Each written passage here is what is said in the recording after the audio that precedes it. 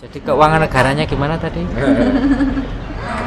Nggak mau Pak, nggak mau direkam. Enggak direkam, ini cuma disyuting.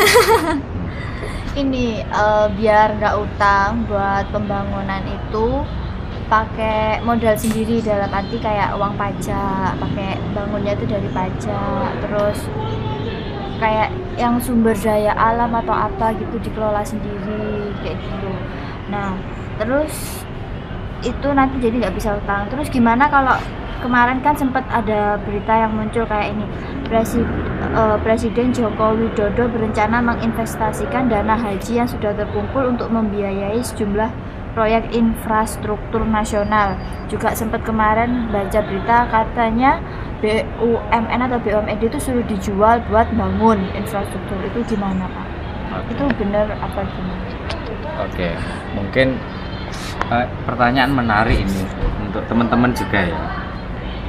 Kita tahu bahwa sebagai tanah air Indonesia ini tidak bisa diselai bahwa kita adalah tanah yang sangat kaya raya, subur makmur.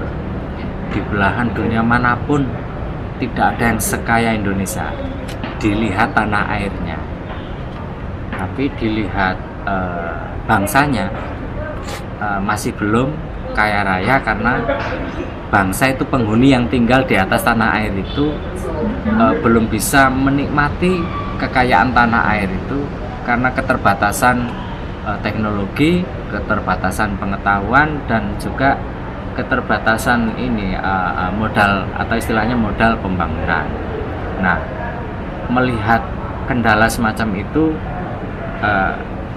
bangsa yang berdiam di atas tanah air ini merasa perlu dibantu oleh sebuah sarana atau sebut saja alat yang namanya adalah organisasi atau negara. Negara sebagai organisasi diharapkan mampu membantu bangsa ini untuk menikmati tanah air yang kaya raya itu. Idealnya semacam ini harusnya. Jadi negara itu didirikan oleh bangsa dalam rangka supaya cita-cita bangsa atau cita-cita nasional itu terpenuhi. Di antaranya adalah mengelola tanah air yang kaya raya itu. Idealnya semacam itu. Tetapi karena satu dan lain hal, cita-cita semacam ini tidak kunjung atau belum bisa terrealisasi. Nah, lalu ada pertanyaan, mengapa Indonesia ini di dalam mensejahterakan bangsanya ini tidak lewat cara-cara yang mandiri, artinya membebaskan diri dari bantuan-bantuan asing atau semacam utang atau pinjaman. Kenapa tidak dengan cara berdikari atau berdiri di atas kaki sendiri, mandiri, sesuai dengan trik saktinya Bung Karno itu kan, berdaulat di bidang politik, mandiri di bidang ekonomi, dan berkepribadian di dalam kebudayaan. Dalam politik kita belum tahu apakah kita ini berdaulat atau tidak. Ketok-ketoknya sih berdaulat. Ada pemilu, ada yang terpilih jadi DPR, ada yang terpilih jadi eksekutif ya, kelihatannya. Tetapi kalau ditelusuri lebih lanjut, kok banyak produk-produk perundangan yang yang belum sesuai dengan ini cita-cita bangsa. Bahkan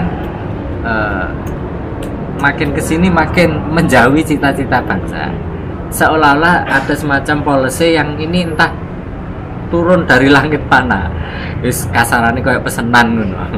Sehingga saya katakan dari yang nampak memang berdaulat, kita berdaulat, tapi dari produk-produk yang dihasilkan oleh proses politik itu kok jauh gitu loh, makin menjauhi cita-cita nasional itu. Sehingga saya belum bisa jawab apakah kita telah berdaulat di bidang politik atau belum. Lalu yang kedua, dalam bidang ekonomi apakah kita sudah mandiri? Dan ini sebenarnya yang dimaksud pertanyaan Vivi tadi. dalam ekonomi nampaknya kita malah seolah dibuat ketergantungan terus-menerus. Jadi kalau Vivi punya pertanyaan, mengapa sih kita tidak memutuskan diri, tidak usah utang, kita membangun dengan kekuatan sendiri? Justru di situ menariknya. Orang-orang asing itu, yang kuat-kuat itu tidak rela jika kita itu lepas dari ketergantungan. Supaya kita tetap tergantung, maka harus dijerat dengan perangkap atau jerat yang paling sulit dilepas itu biasanya berupa hutang atau pinjaman. Nah, dengan dipinjemi maka kita akan selamanya mengalami ketergantungan. Nah, orang yang posisinya tergantung itu orang yang bisa gampang didikte. Misalnya didikte lewat apa? Misalnya lewat letter of intent itu, LOI itu. Didikte lewat paket-paket kebijakan. Indonesia, kamu jangan ini, jangan ini, jangan ini, karena kalau kamu melakukan ini kamu merugikan kelompok G20. Nah, ini pernah terjadi. G20 itu mendikte kita dalam hal membuat policy.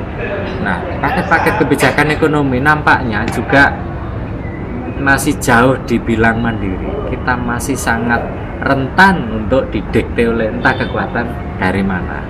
Terus yang ketiga, apakah kita sudah punya kepribadian di dalam kebudayaan? Nampaknya makin kesini makin hilang kepribadian kita.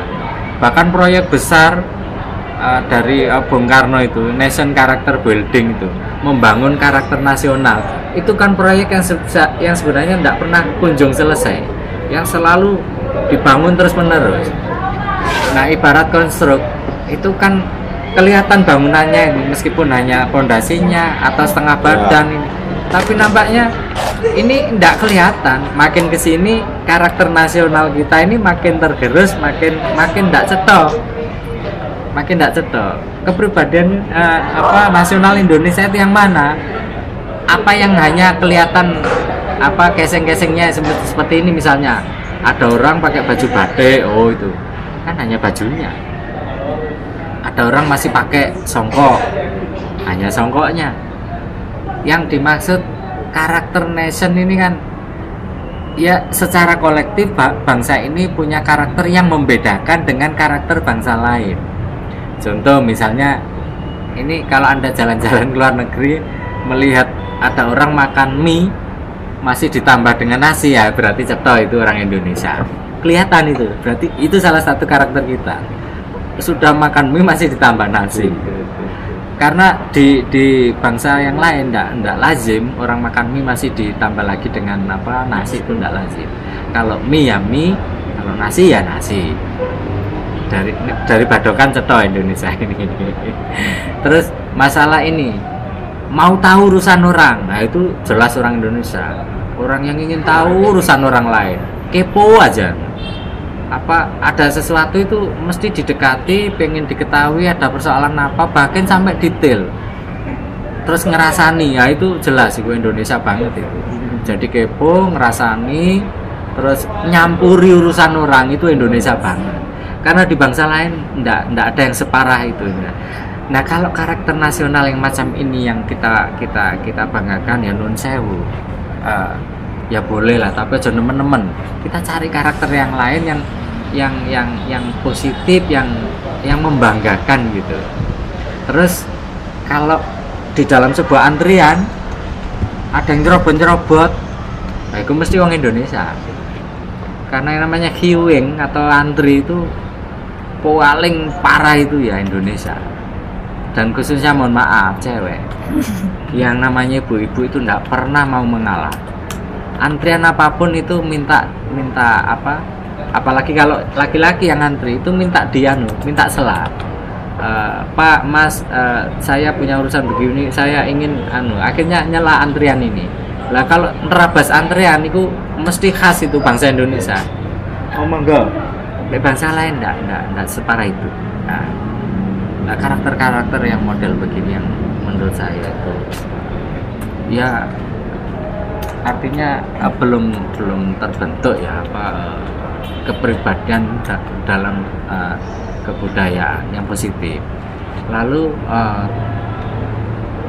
masalah hak.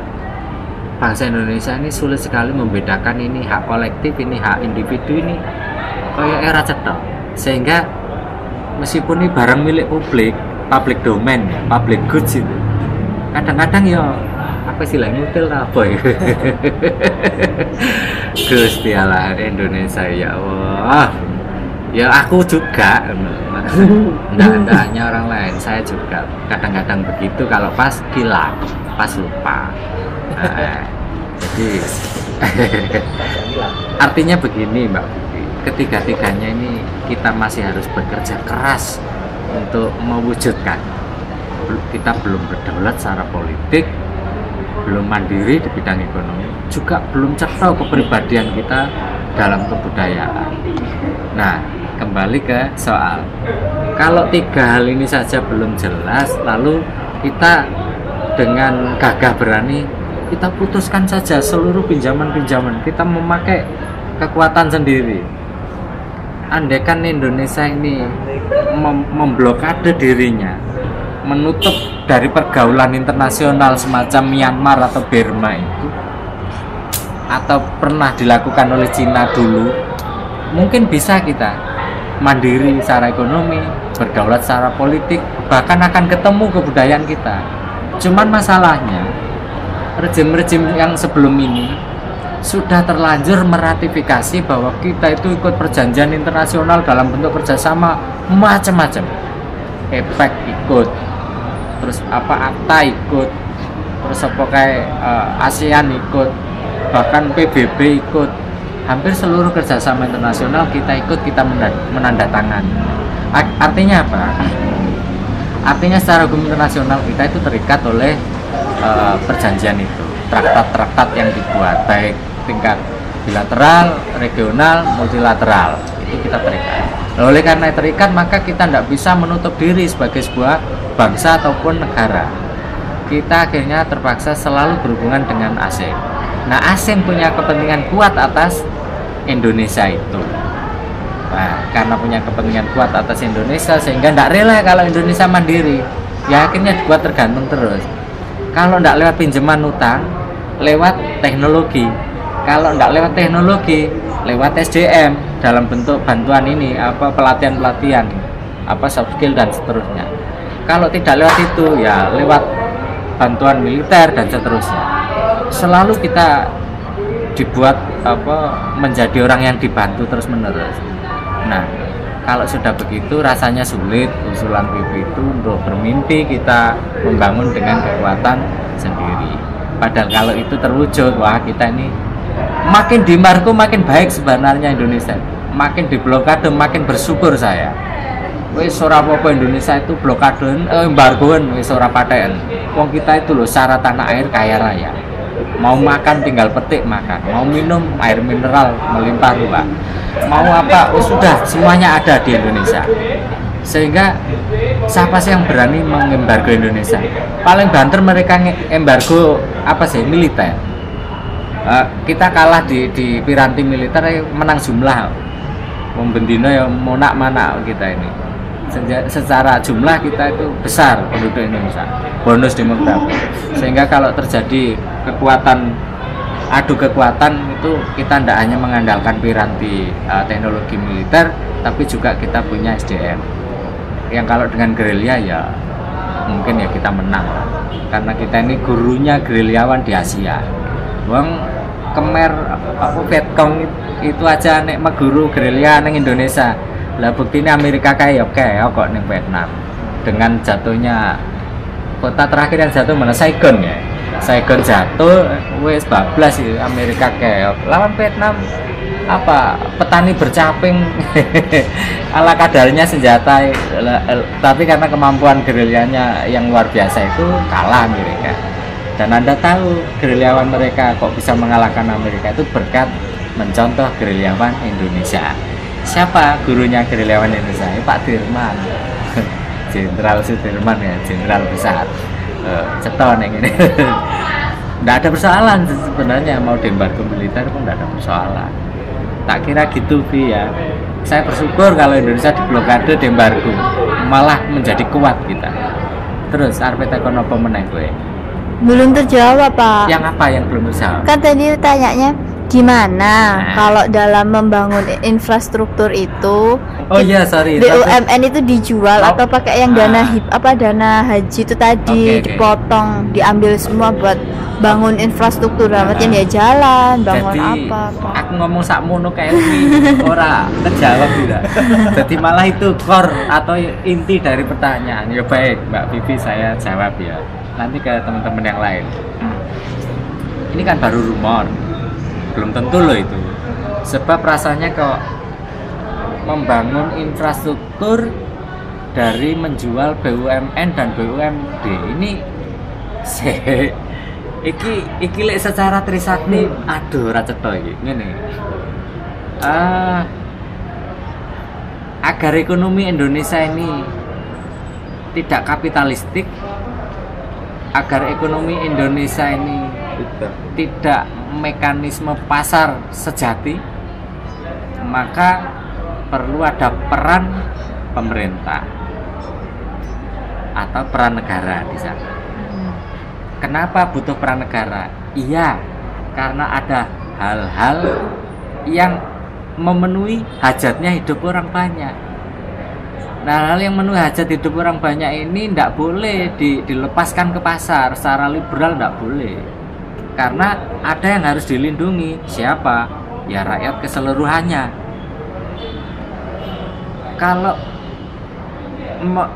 hajat hidup orang banyak ini dipegang oleh bukan negara, yang saya khawatirkan terjadi monopoli atau oligopoli oleh pasar, oleh mekanisme pasar. Ini sangat berbahaya.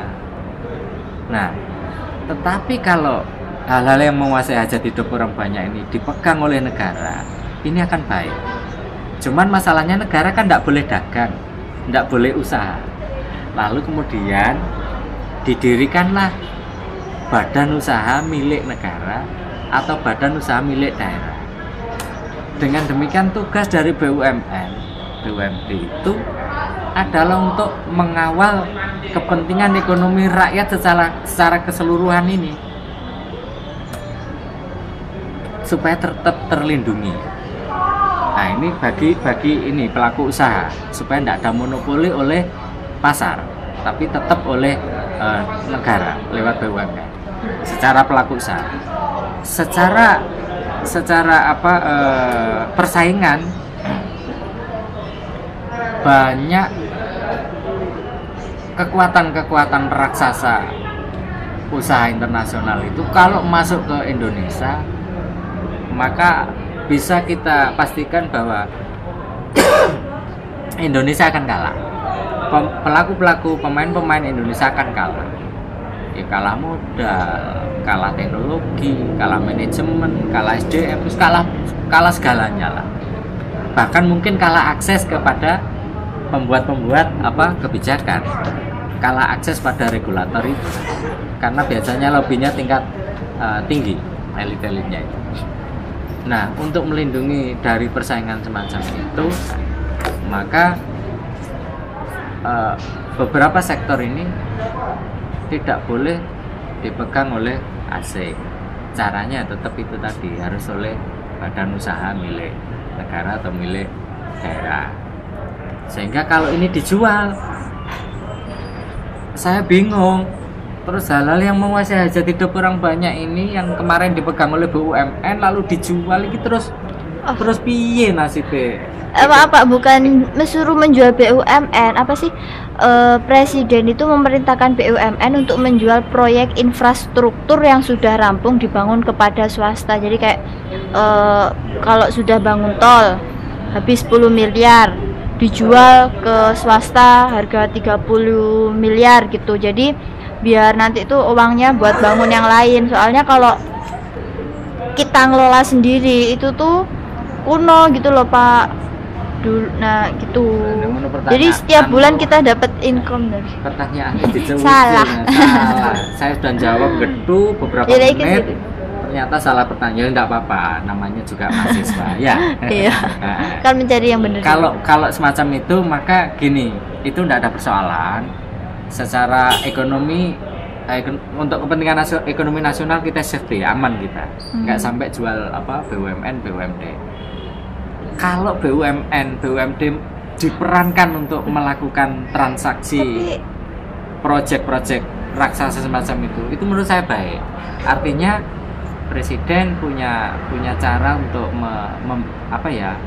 semacam memberi arahan begini. Jadi BUMN, BUMD ini jangan hanya berkutat di wilayahnya saja, sesekali ekspansi keluar, diversifikasi. Nah, dengan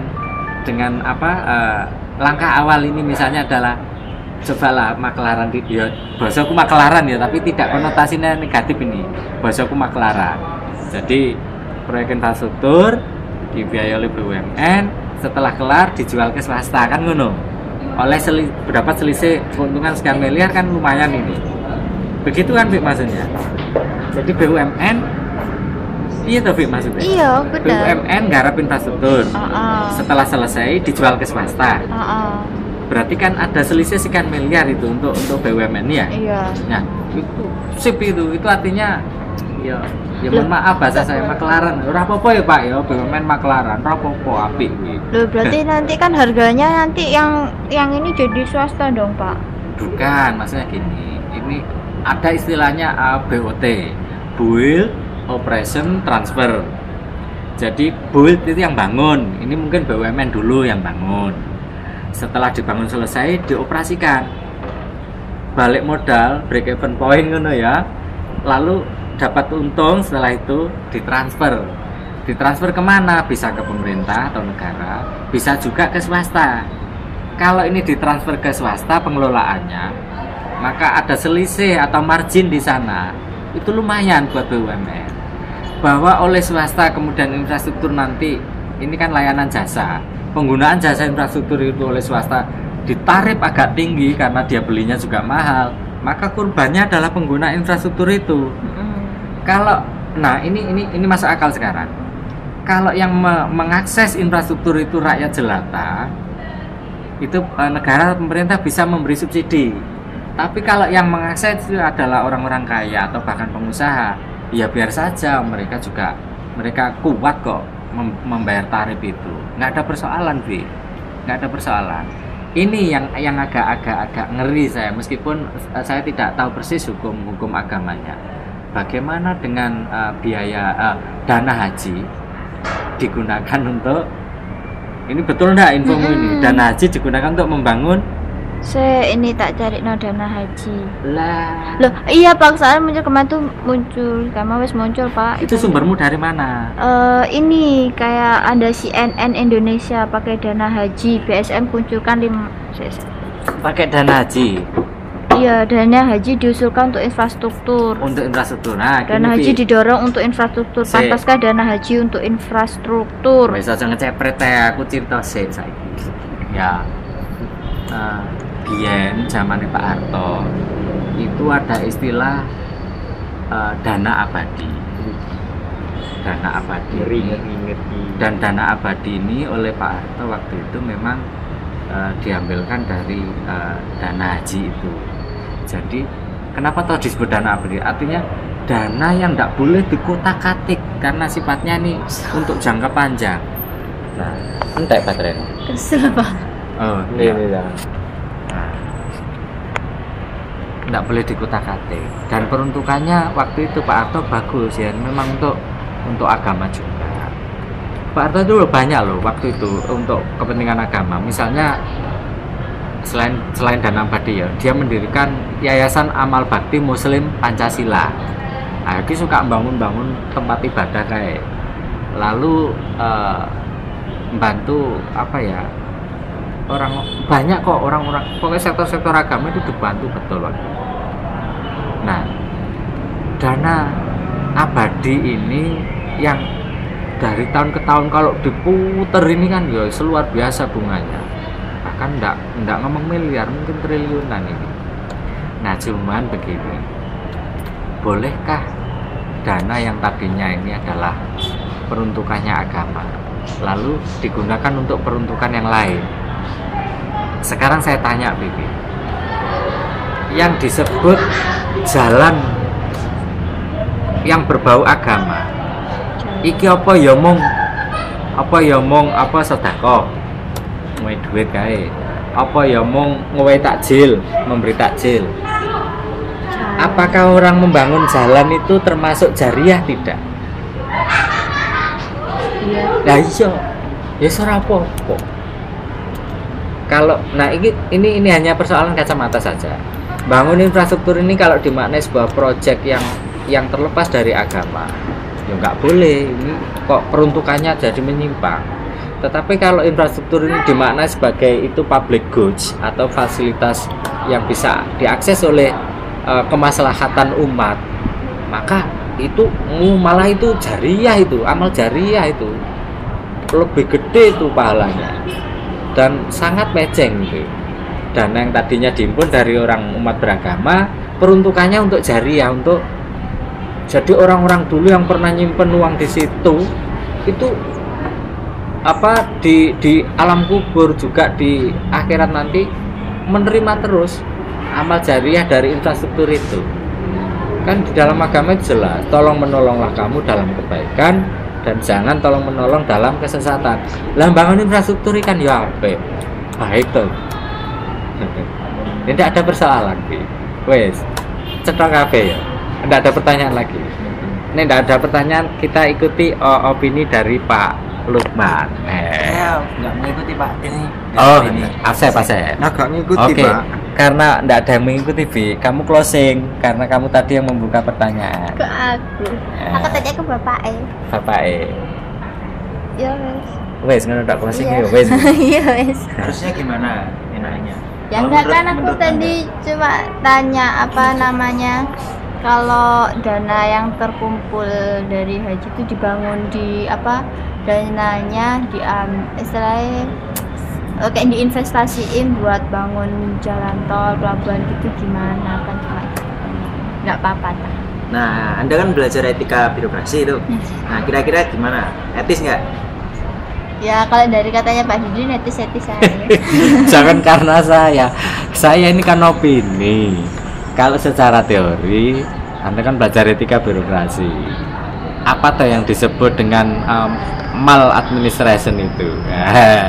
Ada retip, ada penyalahgunaan wewenang, ada penyalahgunaan penggunaan uang yang salah, tidak sesuai peruntukan dan seterusnya.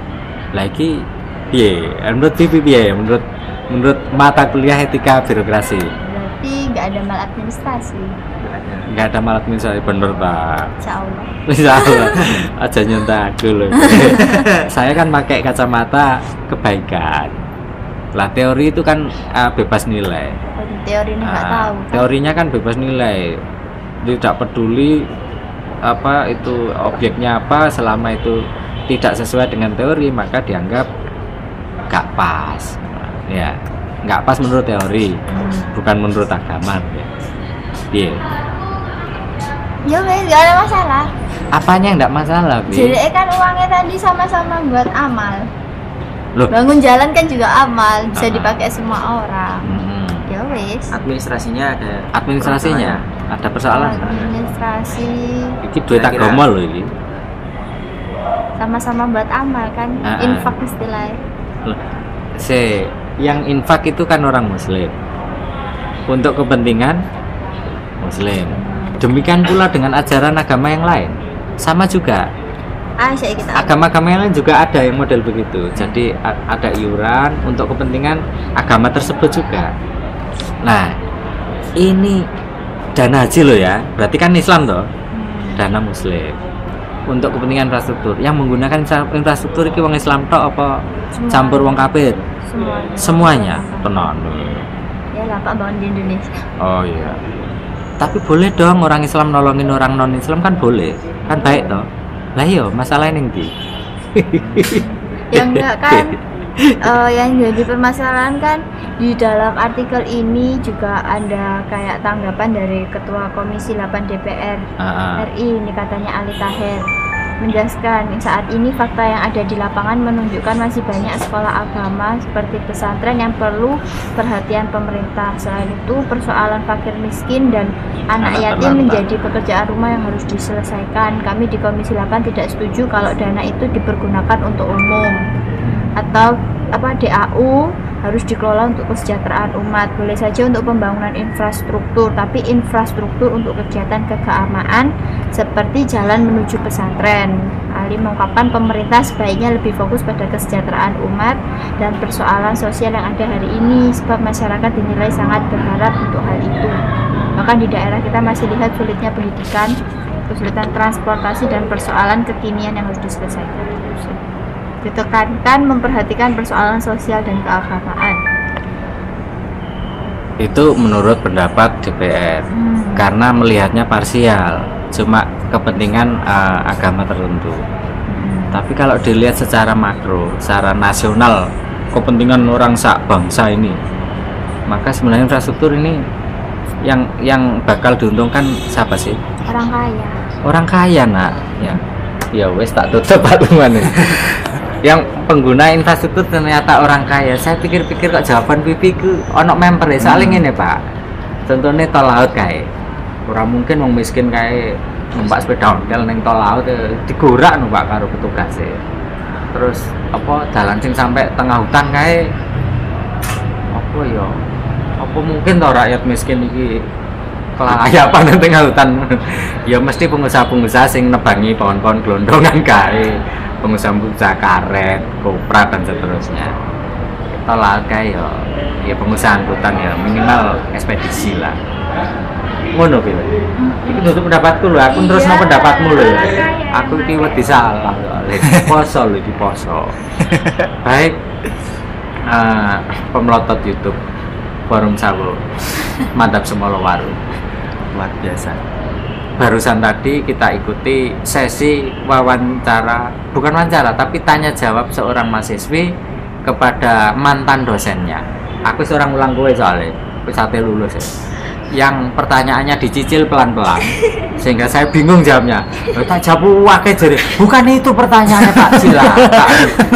Tapi tidak apa-apa, semakin salah pertanyaan akan semakin banyak jawaban, sehingga dengan demikian 3 pertanyaan tadi mudah-mudahan bermanfaat bagi yang merasa itu memang migunani, tapi bagi yang kecemes atau kena sindir ya nun sewu pangeran itu mboten sare.